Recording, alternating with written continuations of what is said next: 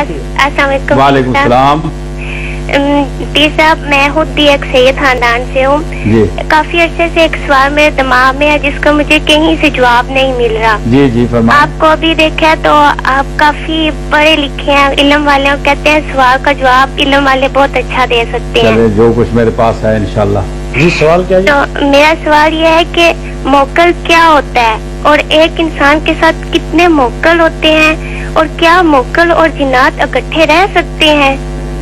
हाँ, इस सिलसिले में ये है कि ये अमलियात से ताल्लुक रखती हैं ये चीज़ें। तो असल में जो इंसान इबादत करता है उससे एक रूहानी सी मखलूक पैदा होती है जो हमें नज़र नहीं आती, वो इंसान के इर्द गिर्द रहती है।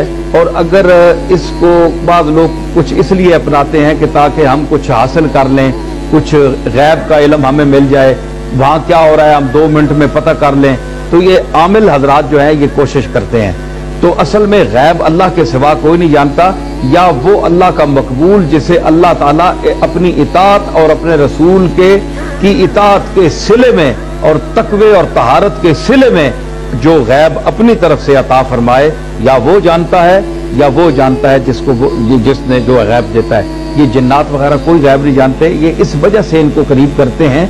तो ये उल्टा इनको फंसाते फंसाते खुद पागल हो जाते हैं। तो ऐसे चीजें मुवक्कलात से और उन चीज़ों से ग्रेज करना चाहिए। हमारे पास गोल्डा शरीफ में इतने लोग आते हैं कि जो मुवक्कल फिर ग़िज़ा मांगते हैं, इतनी लाख दफ़ा दुरूद शरीफ पढ़ो, इतनी लाख दफ़ा, अब कहाँ इंसान पढ़ सकता है? वो फिर जनाब डरावनी शक्लें बनाकर इंसान को खाने आते हैं। फिर लोग पागल होकर हमारे पास आते हैं, हम कहते हैं और वजीफे पढ़ो।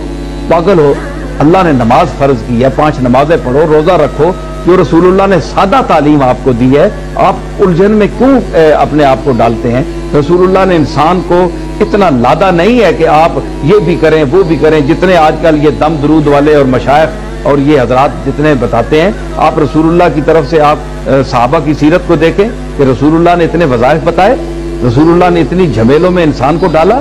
हुजूर ने तो साफ अपना अमल जो सहाबा से मनकूल है। तो इन जिन्नात के और इन मुवक्किलों के चक्कर में ना आए, ये अल्लाह ताला बचाए। सीधी हुजूर की तकलीद करें और आपके इरशादात और अमल पर